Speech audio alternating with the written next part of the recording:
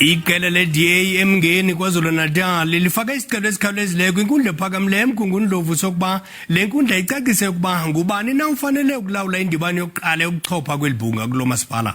Kungoku nje isiqhagamshelana nentatheli yethu uSimphiwe Makhanye kule nkundla. Simphiwe, siyakwamkela. Khawusixelele ukuba kuqhubeka ntoni ngoku nganomba ukuxinga kwendibano yokuqala yebhunga lalomasipala waseMngeni.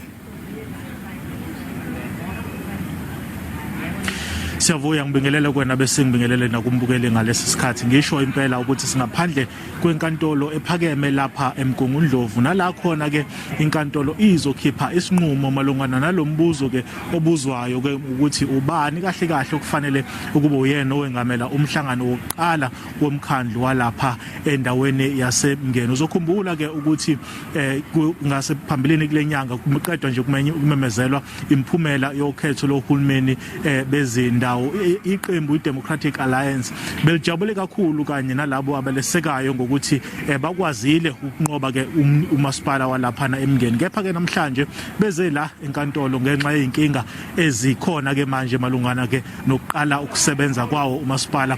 Asamukele ke loyo ozoqokwa njengephini likameya lapha endaweni yaseMngeni umnumzana uSandile Mnikathi. Sebese siyakubuza umnumzana Mnikathi ukuthi ngakube yini kahle kahle njengeDemocratic Alliance enithi nifuna lenkantolo icacise. Esifuna ukuthi kucaciswe namhlanje ukuthi ubani ofana president kumhlangano ozohlala ngomsombuluko. Umhlangano usubiziwe ngokubona kwethu thina sazi ukuthi uacting MM umnumzana Sandile Buthelezi kodwa ke kufike uMunicipal Manager okade suspendiwe uMamthembe Kacibane. So sine uwazama nangesonto edlula ukuthi abu presiding officer sathi thina sikwazi ukuhlala kulo mhlangano ngoba izinqumo zobe zithathwe labo zingenzeka ukuthiwa inqumo ezingekho emthethweni. So into soyiqala ngaphambi kwejaji namhlanje ukuthi sicacisele ukuthi ubani phakathi kwaThembe Kacibane uSandile Buthelezi acting municipal manager okumele president umhlangano wokuqala womkhandlu. Okay, ngiyaqonda ukuthi usuke waba khona imizamo yokuthi kuhlale iCouncil kodwa yabhuntsha leyo mzamo ngenxa yakho ukuthi ubani kufanele preside over lo mhlangano. Ngokwazi kwenu njengeDemocratic Alliance lo okuyena oactor njengamanje as municipal manager uyanqaba yini ukuhlalisa lo mhlangano?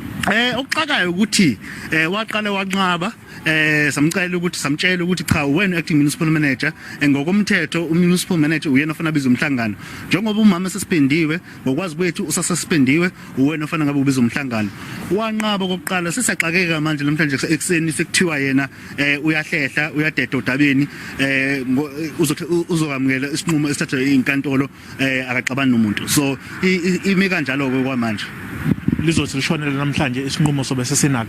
Siyathemba kepha besicelile ukuthi isinqumo sisithole kusasa ekseni the latest kodwa siyathemba ngoba asikangeni kwamanje kuthiwa sibuye emva kwa 2 o'clock sizongena. Siyathemba ukuthi sizongena emva kwa 2 kodwa besishilo ukuthi siyacela ukuthi bandle ukuthi isinqumo siphume ngokusasa ekseni ngoba ngomsombuluko ofana kuhlalwa. Nomzamo Mnikathi ngakhulu isikhathi sakho. Bonga mina. Lo-ke oqokwe njengozoba iphini lemeya lapha endaweni yaseMngeni umnumzana uSandile Mnikathi. Sichazela ke kabanzi ukuthi ke njengeDemocratic Alliance lapha esifundazweni yini kahle kahle ebalethe lapha enkantolo ephakeme eMngungundlovu. Siyavuya ngibuyisele intambo kone egoli. Sibaba ngazo zozibini iqwabe leyo ke intatheli yethu uSimphiwe Makhanye sinika ingxelo kwinkundla ephakamileyo eMngungundlovu.